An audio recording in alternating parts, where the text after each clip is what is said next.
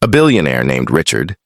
Caldwell stood at the center of his own grand wedding banquet, surrounded by crystal chandeliers, towering floral arrangements, and 500 guests dressed in their finest.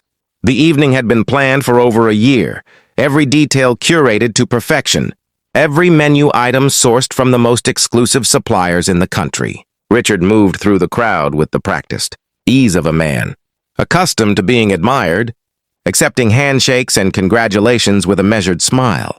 His new bride, Victoria, glittered on his arm like a jewel, laughing at exactly the right moments, tilting her head at exactly the right angles. Everything was flawless. Everything was controlled. And then Richard saw her. She was moving between tables near the far end of the banquet hall, a white cleaning cloth in her hand, her head slightly bowed as she wiped down the surface of a table that guests had already abandoned.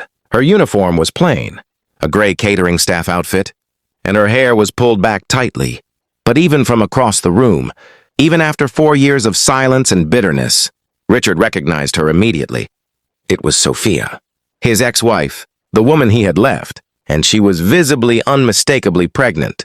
Richard's chest tightened in a way that had nothing to do with the collar of his tuxedo. He watched her for a long moment without moving. Sophia had not seen him. She was focused entirely on her work, moving with the quiet, efficient dignity of someone who could not afford to draw attention to herself. Her feet were slightly swollen. Her movements were careful. And still, even exhausted and 7 months along, there was a grace about her that no uniform could diminish. Richard remembered the day he had ended their marriage. He had convinced himself it was practical. Sophia was too gentle for his world, too soft for the life he was building, and his family had never approved of her modest background. He had handed her the divorce papers, across a cold conference table with lawyers, present on both sides, and he had told himself she would be fine. He had told himself she would land on her feet. He had never once asked whether she had. He excused himself from Victoria's side with a murmured word about checking on the catering arrangements and walked quietly across the room. When he reached Sophia, he stopped a few feet away and said her name softly.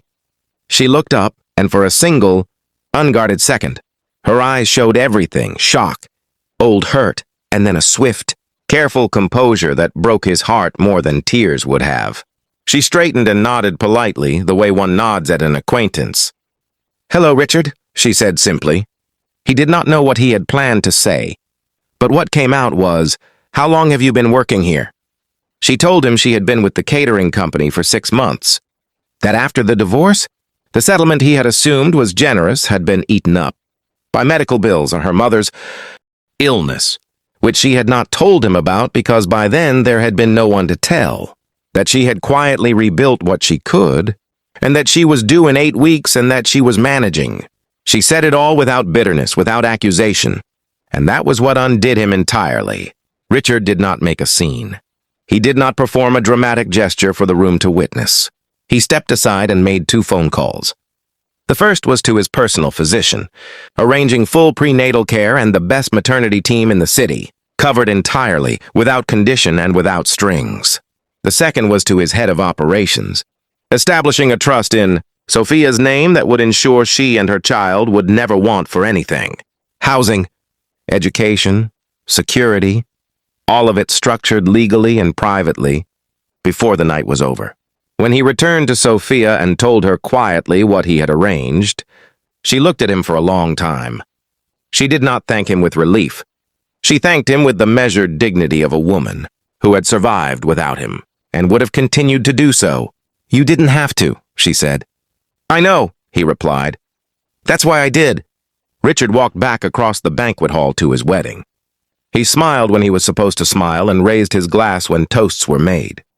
But something had shifted in him permanently. Some calcification around his conscience had cracked open, and he knew that whatever kind of man he had been before that evening, he intended to be a different one going forward. Sometimes the most powerful thing a person can do is not what the world expects of them, but what their own quiet conscience has been asking of them all along. If this story moved you, please give it a like, share it with someone who needs to hear it today, and subscribe to Kindness Corner Stories, where every story reminds us that compassion is never wasted.